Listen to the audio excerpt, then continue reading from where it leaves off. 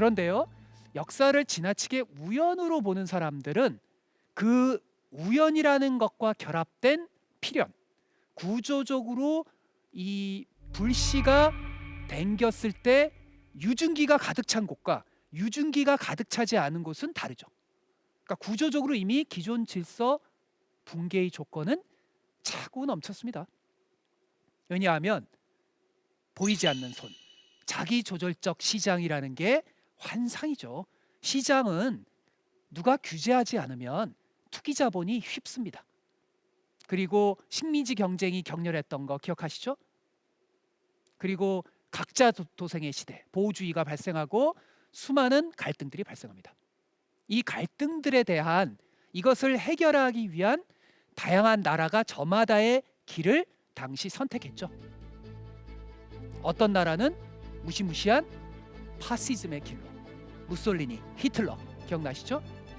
어떤 나라는 사적 소유를 사회화하는 레닌의 사회주의 길로, 그리고 어떤 나라는 파시즘도 사회주의도 답이 아닌 것 같아서 국가의 역할은 강화하되 시장의 활력을 여전히 살리는 방향, 우리가 기억하는 뉴딜로.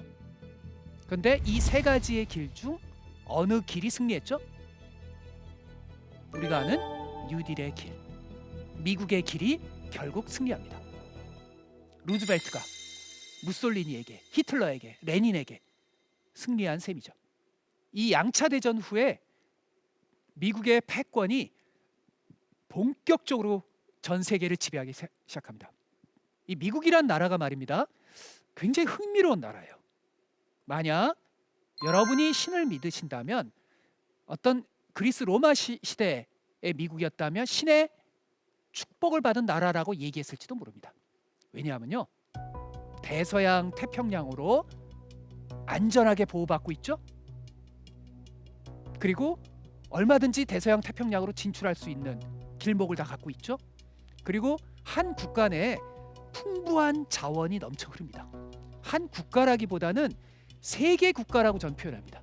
그래야 미국이란 나라의 그 감을 잡으실 수가 있습니다.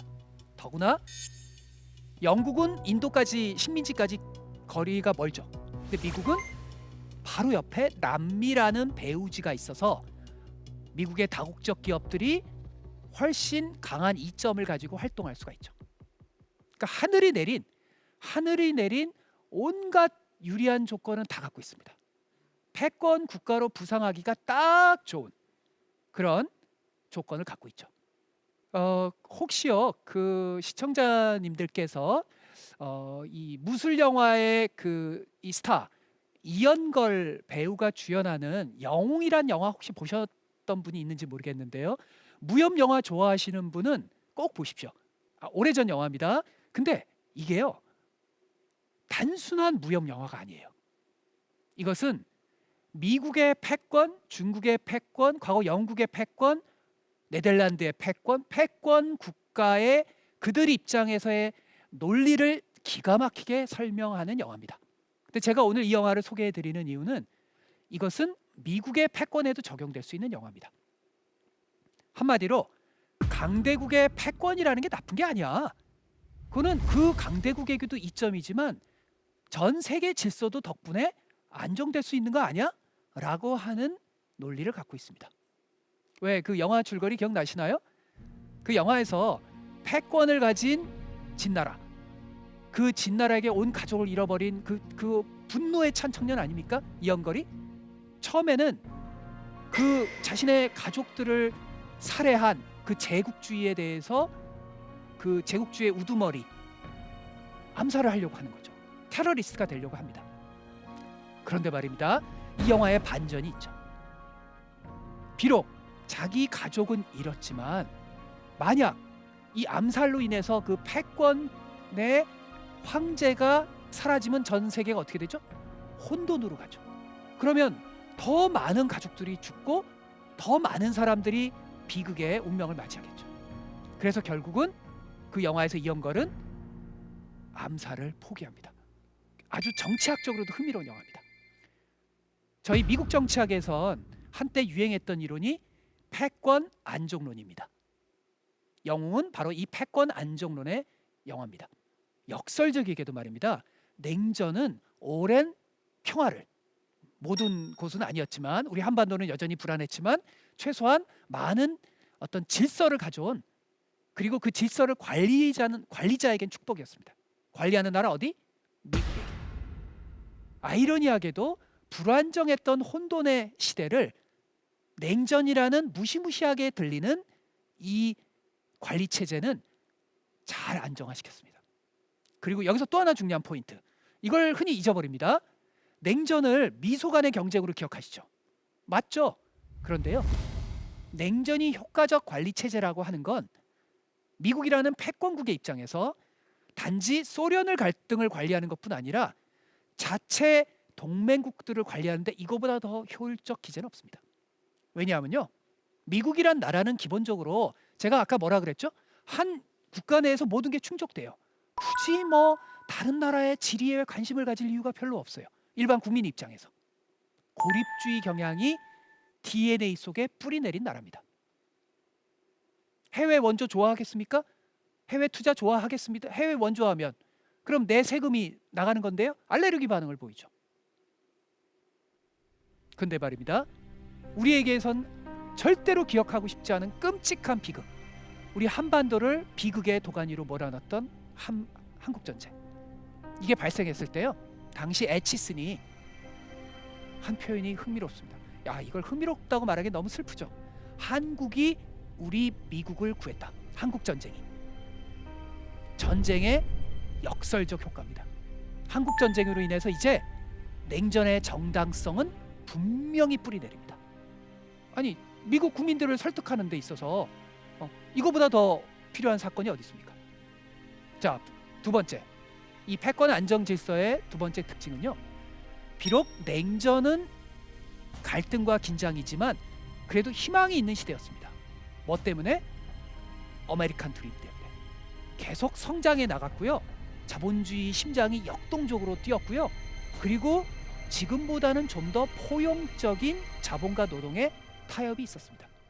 레닌과 루즈벨트의 경쟁에서 레닌이 질 수밖에 없었던 것, 그 후계자 스탈린이 질 수밖에 없었던 건요, 바로 이 점입니다. 등이 따뜻해야, 잘 먹고 잘 살아야 그 체제가 활력을 가질 수 있는 겁니다. 자, 미국은 과거 올리버 트위스트의 시대 어땠다 그랬죠? 참혹했던 그 약자들에 대한 착취의 시대죠. 그런데 그렇게 계속했다가는 어떻게 돼요? 레닌에게 뺏기죠. 미국도 당시 사회주의의 열풍이 굉장했습니다. 따라서 노조를 체제 내화해야죠. 노조와 자본이 타협하는 뉴딜, 그리고 대량 생산과 대량 소비로 풍요의 시대, 희망의 시대, 나도 노력하면 될 것 같은 시대를 열어가죠. 제가 처음에 미국에 오래전에 유학을 가서 대형 슈퍼마켓에 갔을 때 그 압도적인 그 넓음과, 감자칩 하나 사려고 그러는데 웬 감자칩의 브랜드가 이렇게 많은지 뭘 선택해야 될지 제가 한참을 망설이다가 집에 사가지고 왔거든요. 저만 그런 게 아니라 소비에트의 지도자들도 미국 슈퍼마켓에 오면서 어떤 무의식이 드냐면, 그래, 우리 체제가 잘못됐어, 미국의 체제를 뭔가 흉내내야지, 이런 겁니다. 그리고 포드 자동차를 몰면서 중산층이 된 것 같은 생각. 자, 그리고 미국만 잘 살아가지고 되겠습니까? 미국의 그 엄청난 법인 자본주의가 어디든 진출을 해야 될 거 아니에요. 누가 내 상품을 사는 사람이 많아야, 소비자가 많아야 내 기업도 번성하겠죠. 그래서 유럽에서 일단 소비를 진작시키기 위해서 전쟁 이후에 전 지구적 뉴딜이라고 하는 마샬 플랜으로 자금을 투여합니다. 자, 이에 따라서 미국의 법인 자본주의, 그러니까 전 세계로 뻗어나가는 다국적 기업들이 다시 자본주의의 심장을 쿵쾅쿵쾅 역동적으로 뛰게 합니다. 그리고 이 소프트한 이 패권은 말입니다, 단지 경제적으로만 지배력을 행사하지 않아요. 스스로 이 체제에 같이 차를 타고 싶다라고 하는 마음, 뭐죠? 문화입니다. 문화적으로 세계를 지배할 수 있어야 되는 거죠. 그래서 그 당시 일부 어떤 반미 투쟁하던 사람들 중에도 자기도 모르게 나이키 신발 신고, 그리고 할리우드 영화 즐겨보고, 이런 시대였죠.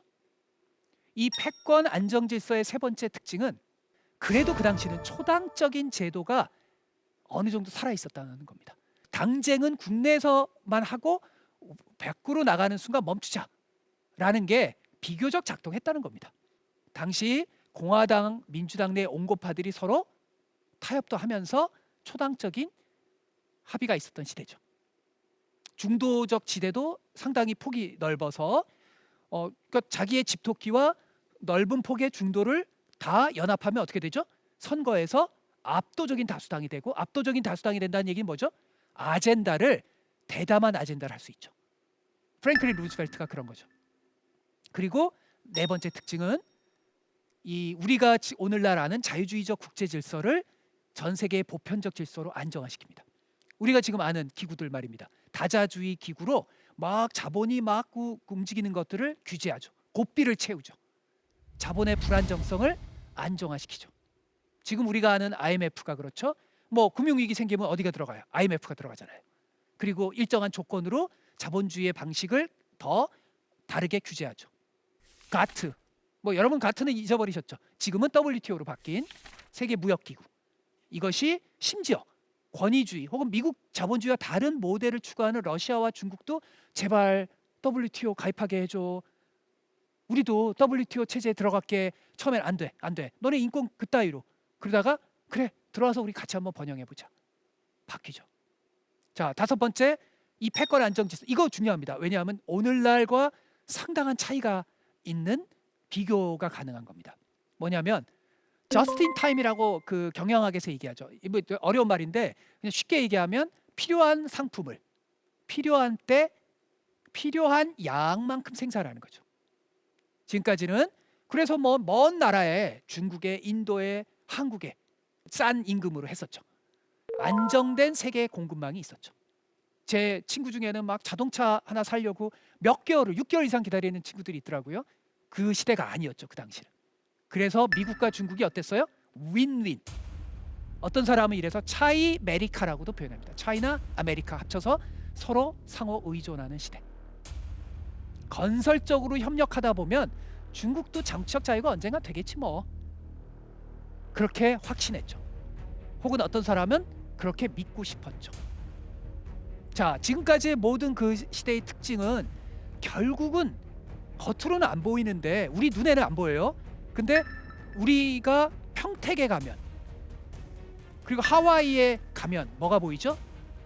미국 기지. 오키나와에 가면 뭐가 보이죠? 그때서야 비로소 보이는 게 있죠. 미국 기지. 지구 경찰로서 미국이 뒷받침을 해야 세계 WTO도 작동할 수가 있죠.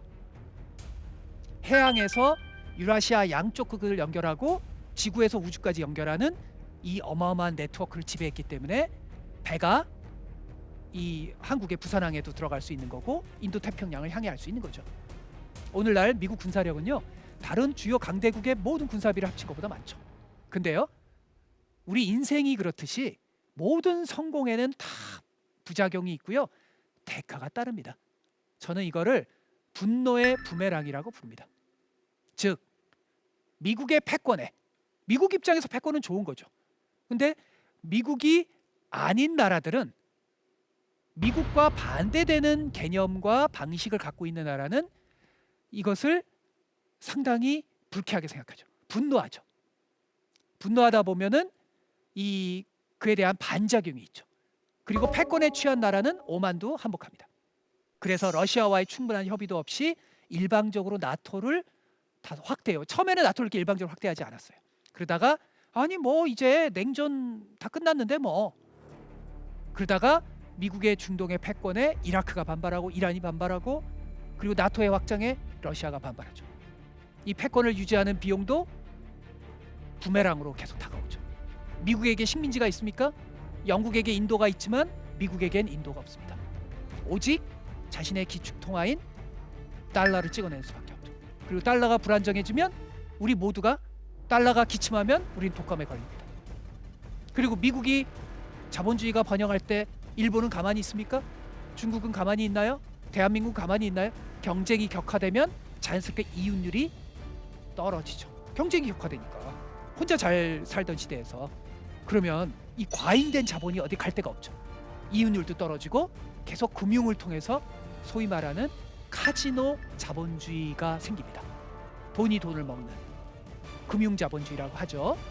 2008년 경제 위기가 그런 겁니다. 이윤율이 떨어지고 그리고 이것을 계속 거품을 키워서 부동산 거품으로 해결하려고 그러다가 그만 서프라임 모기지 사건. 그리고 오늘날까지 이 전 세계적인 퍼퓰리즘 현상. 소위 루저가 된 사람들, 잘 나가는 세계화로 잘 나가는 사람과 잘 못 나가는 사람의 간극이 커지니까 유증기가 전 세계에 퍼집니다. 불씨만 당기면 전 세계가 불길이 일어나죠. 파퓰리즘의 불길. 결국 이 불길은 트럼프라는 이 새로운 현상으로 발생하고 그리고 중국은 이 기회에 미국을 패권을 교체하려고 합니다. 공세적 외교, 관세 및 보조금 산업 정책을 활용해서 공격적 패권을 추구하기 시작합니다. 그리고 우리가 잊어서는 안 되는 게요. 이 미국의 성장의 시대, 전 세계 성장의 시대는 동시에 자연을 착취했던 시기입니다. 즉 천천히 기후위기가 천천히 그리고 서서히 가속도가 붙기 시작하는 겁니다. 자, 오늘날 체제 한번 얘기해 봅시다. 과거 사라예보의 총성이 그 우연을 만들어냈다면 오늘날 시기의 시작은 저는 2016년 트럼프의 당선을 기점으로 봅니다. 사라예보의 총성이 암살범이 배고파가지고 우연히 빵집에 들른 거라면 우연히 오바마가 기자들이 모인 한 행사장에서 그 앞에 앉은 트럼프 당시 부동산 업자를 막 조롱했어요. 그냥 유머로 한 건데 오바마는 그러면서 안 그래도 대선에 대선병이 걸린 트럼프가 대선 결심을 조금은 앞당기죠. 근데요, 이 우연은 필연과 결합되는 거라 그랬잖아요. 필연, 즉 곱빗 불린 자본주의. 오늘날 신자유주의라고 말하는 곱빗 불린 자본의 운동이 막 거품을 피우고 카지노 자본주의를 내고 이런 것들이 바로 오늘날 시대를 만들어오죠. 2008년 경제 위기 기억나시나요? 그 전까지 뉴욕타임즈나 이런 언론들은요, 이 대마불사, 이 바둑 용어죠. 큰 규모의 기업은 망하게 할 수가 없다라고 하는 대마불사의 신화를 가진 한국을 막 비판적인 칼럼 쓰고 그랬습니다. 제가 생생히 기억나요. 근데요, 본인들이 그걸 한 거예요. 본인들이 큰 은행들을 어떻게 했죠? 구제금융하고 대마불사의 신화가 미국에서 작동하는 거예요. 반면에 일반 평범한 사람들, 서프라임 모기지 사건으로 집을 차압당해서 그 부동산 거품에 이 편승했다가 그 얼마 안 되는 그 집마저도 잃어버리는 사람들은 묻습니다. 아니, 왜 경영에 실패한 기업가들은 흥청망청 보너스 파티를 하는데 왜 나는 길거리로 나앉아야 되지? 기득권들은 왜 위기 이후에도 더 잘 나가지? 그리고 성실히 살아가는 우리는 왜 루저가 돼야만 되지? 그리고 왜 내가 지금까지 백인으로서 안정되게 믿었던 가치는 다 흔들리고 그것이 옛날 퇴행적 가치라고 막 사람들이 그러지? 왜 CNN은 자꾸 우리를 이상한 사람 취급하지? 내가 전통적 가족의 가치를 지키고 가족을 먹여 살리는 백인 남성으로의 나의 정체성은 왜 이상한 취급을 받아야만 하지? 이런 것들. 그리고 왜 이렇게 내 주변에 히스패닉, 아프리칸 아메리칸, 또 에이지안 왜 이렇게 이민자들이 많지? 그리고 이민자들을 통해서 이질적인 문화가 왜 마구 수입되지? 아, 이거는 다 뉴욕과 보스턴을 중심으로 한 기득권들, 이 소위 말한 딥 스테이트, 기득권들이 그 의회 깊숙이, 기업 깊숙이, 온 사방 깊숙이 뿌리를 내리고 있어서야 우리는 이 하수구를 청소할 우리의 반란군의 영웅이 필요해. 저기 반란군의 영웅이 있네? 누구? 트럼프. 기득권과 싸우는 우리 반란군의 영웅 트럼프를 지지해야 되겠다. 트럼프를 발견하게 됩니다. 트럼프는 이 혼돈의 시대에 불을 담긴 하나의 유증기의 불씨를 딱 한 에이전트입니다. 배트맨 영화 보면 조커의 유명한 대사가 있죠. 광기는 중력과가 같다. 그저 살짝 밀기만 하면 알아서 마구 움직이죠. 이미 유증기 속에 불씨를 담긴 트럼프 이후로 중력은 걷잡을 수 없이 밀어닥칩니다. 분노, 혐오, 인종주의, 반이민주의, 반여성주의, 이 분위기가 판도라의 상자를 열었을 때처럼 마구 퍼집니다. 저는 2016년이 이 혼돈의 시대의 서막이라고 규정합니다.